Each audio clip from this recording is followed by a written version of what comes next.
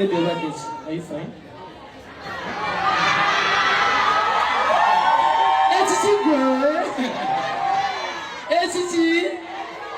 Wali yafe yaganya okujja ng'alaba amata gagenda kukola ki? Wali wafa afe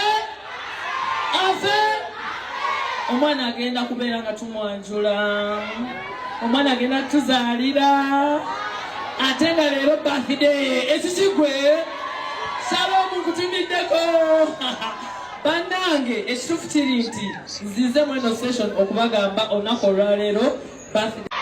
Hezo ani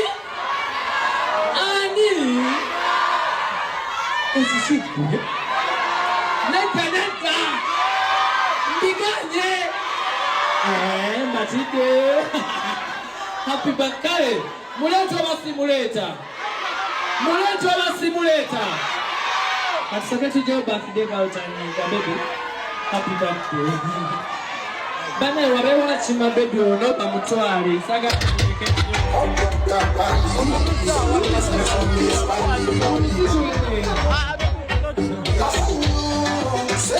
bana ya muli bulungi mwebale kujja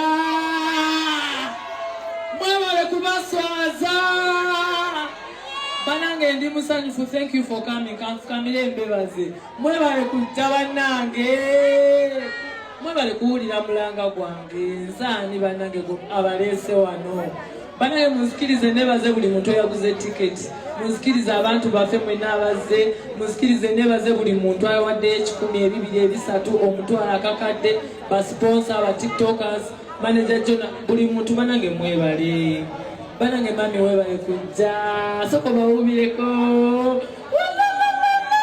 oyane yazaala omulungi but tiktokers abakabi mwebale kujja banange simanyi nakumanya but thank you so much mwebale basponsor Glow City thank you so much Central Properties thank you so much manager Jona thank you so much banange buli akoze table VIP ordinary na buli akoze obutawero okulaba ng'ekivulu kino kibeerawo bambi mwebale nnyo mwebalire ddala muwulire mama ayogera bannange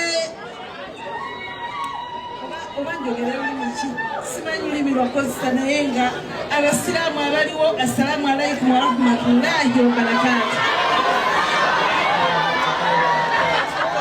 n'abanafu sayidi endala katonda mulungi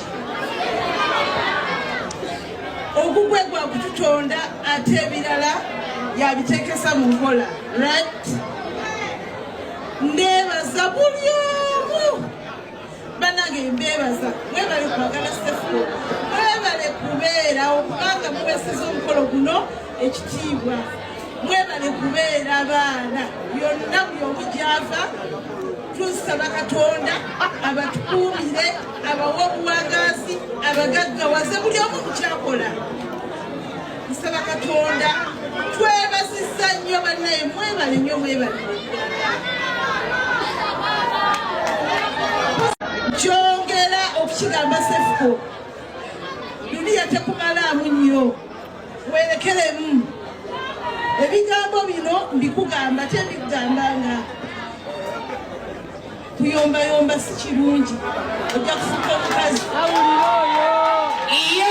iye yongera okulongoosa olulimi lwo kati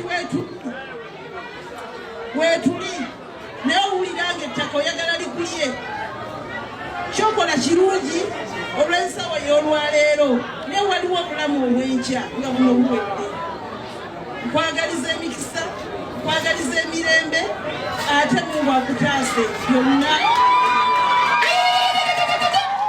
omukisa guno gwenyini era obategeeza nti omwana w'obulenzi Makona Brand of Uganda mulamu nnyo. Makona Brand of Uganda wetwogeranga ne kumakya alidde atudde atambudde anyumya olutabaalo olwaliwo. Makona Brand of Uganda bamwogerera ebikyamu mwenna Mukama abasaasire.